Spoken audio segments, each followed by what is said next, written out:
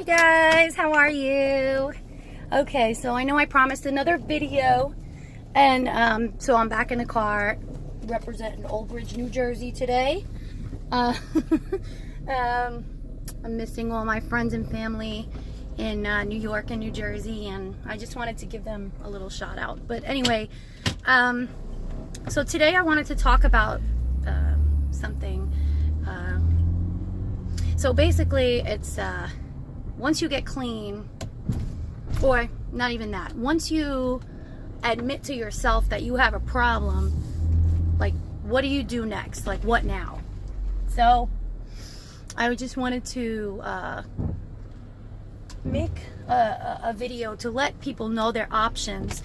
And the next thing I want to talk about after that would be dealing with family members, toxic family members, and while you're trying to recover, because they might not always believe us. We've said it 1,000 times.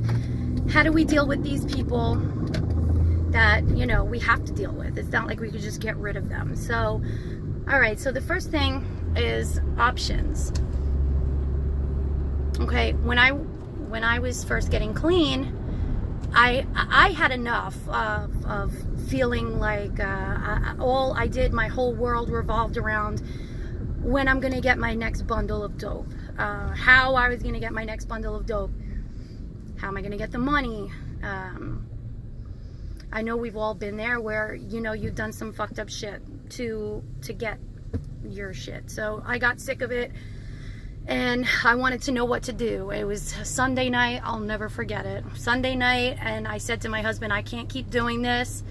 And I went on Google and I searched for treatment in the area. I had no idea what my options were. I had to take a step into the right direction, and I didn't know which one that was. So, and I know when we're at that point, we're not thinking about our options. We need help like right now. And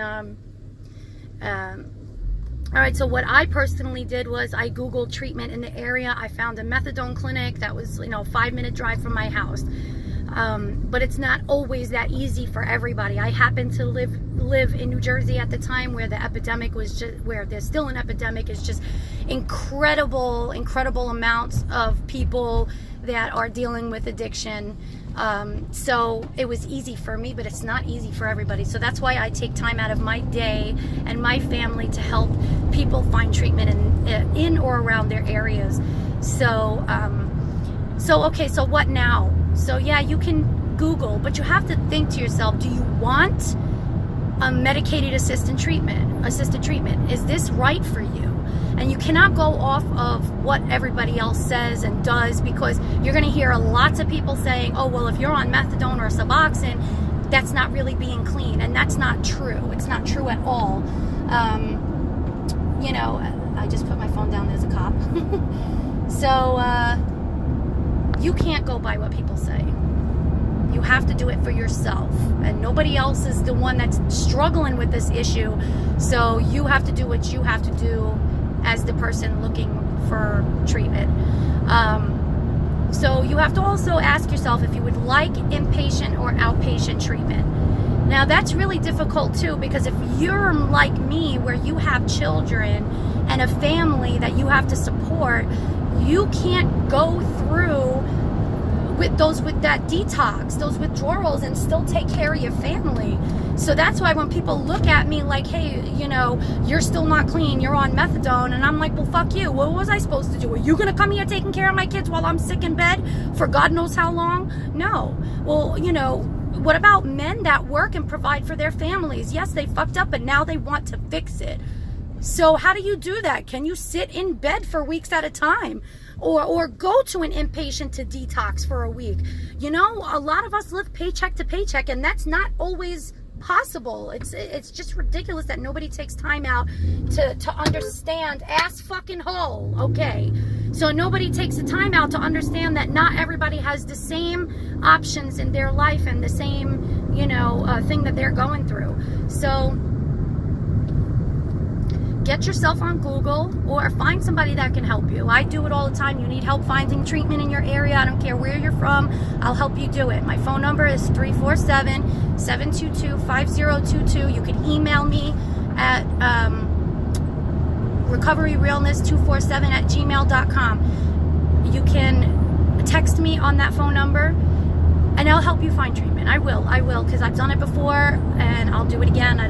It does not take long. You just let me know what your options are. Let me know what type of lifestyle you have, and I can help you through it. If you need education on Suboxone, on methadone, I'm that chick. You can call me, text me, and I'll help you out. I'll talk to your family members. But here's the deal. If you want treatment, I'll provide you these phone numbers, but you got to be the one to pick up the phone and make that call. That's how you know if you're serious or not. So here's the deal. So now figure out which treatment is best for you. If you can do inpatient, go inpatient. Don't go on the methadone or the Suboxone if you don't have to. I always like to say that those options are either for people like me, that have these families that I cannot go cold turkey detox, which brings me to my next point. There is an IOP, which stands for intensive outpatient. They also have an inpatient one. You can do a 30-day detox on medication. So you'll start at 30 milligrams of methadone, and each day for 30 days you go down 1 milligram till you get to 0. But once those 30 days are up and you're not on that medication anymore, you're still going to have to, do your therapy. Like, once you admit to yourself you have a problem, and then, okay, now I got my methadone, I got my Suboxone, or I detox cold turkey, you still have to keep going. Recovery is a lifetime situation. You're not going to just stop craving. Which methadone and Suboxone are partial blockers. They will help you with the cravings, especially if you're on the right dose. It is like a miracle worker. And I've heard somebody recently say, oh, I'm not trading my drug for yours. This is bullshit. Sometimes people got to take blood pressure medication, and it is what it is. If you don't take your blood pressure medication, your blood pressure is going to go sky high. If you don't take your methadone, you're going to go into withdrawals. You're going to start feeling cravings, and, it is what it is. So if you want to do it, do it. You cannot listen to other people. Also, methadone is also for people who have tried literally everything to remain clean and just failed every time. There are people like that, okay? We're not weak, but we're weak for the drug. And you know what? You were there too at once, whether you're in detox or not. However, detox cold turkey or not. So anyway, I am suggesting that you do this research for yourself to know what is best for you, and fuck the people around you, because this is your recovery, and you'll hear it everywhere. Recovery is fucking selfish, and it is. And if you don't be selfish, you are not going to be able to be selfless eventually and take care of your family. You don't take care of yourself, then you can't take care of anybody else. And so here, and if sometimes dealing with your family members, they don't really understand addiction, and they'll say things like, oh, I've heard it all before, you've said this before, and they don't believe you, and they make you feel like shit. And if you're really seriously 100% all in your recovery, then you know what, you're gonna have to put that shit aside. We're gonna hear things every day. Even people who are not addicts, they hear things every day. They deal with the stress, they deal with the bullshit, and they don't use. So that means you can do it too, because we're no different than anybody else. We're still people, and we still have feelings. It's the way that we deal with those feelings that's gonna show us and the world how strong we really are.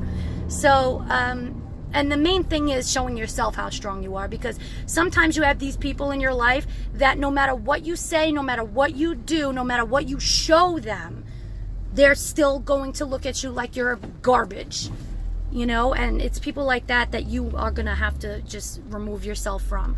There are toxic people that that actually they're ignorant. They love to remain that way. They don't want to educate themselves, and those are the people that you're gonna have to go away from. And they may be family members. They might very well be family members, but if they're like, you know, distant family members, you don't have to stay in touch with them. Just because you share a bloodline, that doesn't mean you have to keep in touch with them. If they're toxic for you, stay away from them. That is part of your recovery, changing people, places, and things, okay? Because if you can do your 30-day detox and go right back to the situation that you were in before, and you're going to continue that lifestyle, and you're going to slip up immediately. You have my word on that. You need to change the people that you were hanging out with and the places that you've gone. And you know what? We get triggers, okay? So if you were every day taking the same route to the dope man, and that's actually the same route you take to work, you're gonna have to take the longer route. I'm sorry. If you want to stay clean, if you want to stay away from those triggers, then you're gonna have to just take the long way. And that's what recovery is. The whole thing is taking the long way, because there is no shortcuts here. I'm sorry, but you know, we're strong people. And you have to keep telling yourself we're strong people in general. And we're going to have to just, you know, continue to take the long way with everything. But the main thing is that damn therapy, that changing your thoughts and your behavior processes is the second most important thing. The first being admitting you have the issue and getting treatment. The second thing would be staying in therapy, working on your thought process, your behaviors. That's what's going to keep you clean. Like, you have my word on that, because, you know, I can go to 1,000 group meetings or support groups, and if I am not involved and I'm not involving myself, just showing up is not enough.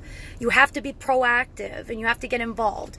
So that's another thing. But even if you don't have access to support groups, there, like I said in my last video, there's intherooms.com. You got video meetings. People are IMing you constantly. They want to talk. There's even a little button on your profile that you can click if you're in distress and you feel like using, and people will actually contact you and see how they can help you. And that's really important. I really like that that particular website. I don't get paid for endorsing them or anything like that, but it is important for my recovery, and I know it could help somebody else. So I know I'm flip-flopping all over the place. I don't have my journal in front of me, so but all of these topics are really, really important.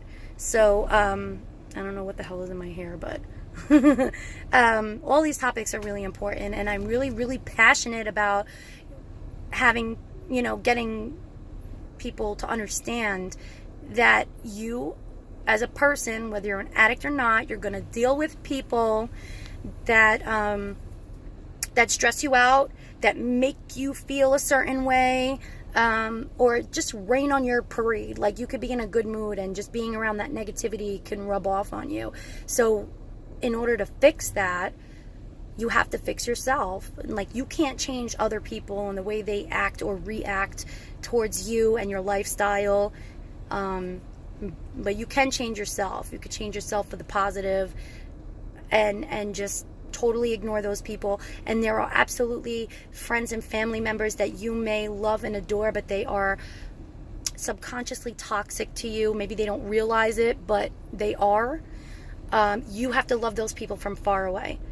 Literally, you're from far away, because you cannot deal with toxic people, especially early in your recovery. And today in group we did a paper about kind of like climbing a mountain, and what do you put in your backpack, kind of like coping skills. So this way you can climb that mountain, and you have this rope, and the rope represents your support system, and the backpack is like all the tools you'll need to get to the top of that mountain.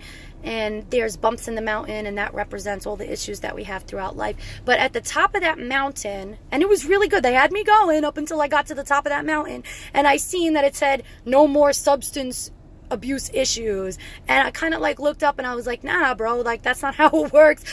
This is you have to go into it knowing that this is a lifetime thing. And if you used for 10 years, just as an example, if you used for 10 years, it might take you 10 years to get people to understand that you're serious about recovery, to get your brain back to the way that it was prior. If you started using at 16, your brain, once you start using, your brain stops maturing. So when you get clean, you are going to go back to, regress back into 16-year-old you. And that's why therapy is really, really important. You have to somebody's got to help you get to the other side. That's going to teach you these coping skills. That's going to help you educate your family. And so this way you have a great support system. You need that support system. Absolutely. Even if you find it in strangers, you absolutely need a support system. So back to the beginning, finding this treatment. I just want to reiterate, because I could flip-flop back and forth, but it's really, really, really important that you do your research. And at the time that you're getting clean, you don't want to sit and do research. You want instant gratification, which is, understandable. It's justifiable that, you want help right now, but it's really important that you know what you need for yourself. And then throughout your recovery, you're going to have to keep and maintain the ability to know yourself. And when you get clean, you're not going to know yourself. You're not going to know who you are, because sometimes throughout your recovery, everything you've done, you've been high doing it or drunk doing it. So now you need to know who you are when you walk out into this world and go, okay, well, who am I? Where am I going? And it's like starting all over again. It's like literally learning how to walk all over again. And you'll see, if you haven't gotten there yet, you'll see. And people who've been there plenty of times over, they know what I'm talking about. Maybe I'm not explaining it right, but you'll know if you're in it. And I cannot say this enough. Therapy is really, really important. Like, even if it's a peer counselor, this person is going to help you, reach small goals, because that's what you want. You don't want these long-term goals. I mean, you could have them and that's great, but you need to work on these small goals first. You have to show yourself, prove to yourself how strong you really are as a person. And once you reach these small goals, you're going to get so excited. Like, I really am a strong person. I really could do this. And yes, you can. You can. And I hate when people, you go into a meeting and shit, and these people are like, oh, if I did it, you could do it. I mean, it's true. It's a fucking cliche and shit, but it's completely true. I just feel like when people say that, they're kind of like, oh, I was worse off than you, so if I could do it, then you can too. A drug is a drug is a drug is a drug. So nobody is like, just because you were snorting heroin as opposed to shooting it, or snorting cocaine as opposed to shooting it, a drug is a drug is a drug. No matter how you fucking insert, even if you shoved it up your ass, you still fucking used it. It still made you feel not yourself. It still made you somebody else. It still made you rob somebody. It still made you steal from people. It's all the same reaction you get out of taking drugs, no matter how you took it. So keep that in mind. Because when you walk into a room, and I've seen people do this plenty of times, when you walk into a room with addicts and you hear their stories, and you'll say to yourself, oh, I wasn't that bad. At least I didn't shoot my dope. But the truth of the matter is, you are exactly like these people. We're all the same. We're all the same. Whether we got caught doing it or not, still all the same. Whether we went to jail or not, whether we got our kids taken away or not, it's a when. Because it will happen eventually if you don't get help. You will get. Thank God, knock on wood, I never got my kids taken away, never went to jail, but it would have happened eventually. Nobody fucking goes 20, 30, 40 years or a lifetime of drug use without some sort of criminal or something with the kids and child services and stuff, unless you get your shit together. If you made it this far and never had your kids taken away, never had a CPS case, never gone to jail, never had a DUI, or had charges against you, it's gonna happen. So that's a great opportunity to stop and get some treatment for yourself. But you got to work on your behaviors. It is so important. You cannot be the same person you were when you were using. That excuse making, the just like blaming everybody else for your shit. No taking responsibility for your stuff. It is so, so important. So my thing, I really want you guys to try and email me, text me, or call with a story. I really, really, really want an inspiring story that I can share with you guys that, you know, maybe you can relate to it. And this is not about me right now. I really want to help. My main goal is to help you guys. And I just really want you to relate to the things that I'm saying. So when I make my next video, we're going to go into depth about toxic people and toxic family members. We're going to give you different ways you can deal with the situation. I mean, it's going to be pretty in depth. So let's talk about it. I mean, write me, comment, whatever you need to do. I'm going to bring it up. I'll shout you out. We're going to talk about it. Okay, guys? It was really nice to have all this support from my friends and my family and even strangers. I love getting those messages you send me. It really like brightens my day. It swells my heart. Like it just makes me so happy. You know, it makes me feel like I'm really helping you guys. And I want you guys to get to know the real me, not just the person talking here, but I have some characteristics I think you'd like, and you'll see that throughout the video making and things. So we're going to talk about it, about the toxic people next time. If you have issues that you want to talk about, please, by all means, please contact me anywhere, on phone, email. I gave all that shit to you earlier. You should have wrote that shit down. Sorry, it's annoying to keep saying it. But anyway, I hope you guys have a really, really great day. And if you need help, call me, text me, whatever it is. I'm willing to help. I have the time. Yes, I got 5 kids and a family and dogs and shit. I'll take the time for you because it's a priority. It was, I didn't really have much help getting up that ladder, trying to climb that recovery ladder. I didn't have much help. I had 1 person, 2 people that stuck by me, and it meant the world to me. But you need a support system, and I'm here for you. So, contact me if you need help, or if you need me to educate your family on some things. I'll be more than happy to take the time out for you and advocate for you. Okay? Well, you guys have a great day. I love you all. Thank you so much for watching. Don't forget to subscribe, like, comment, share, anything. Thank you so much. Have a good day.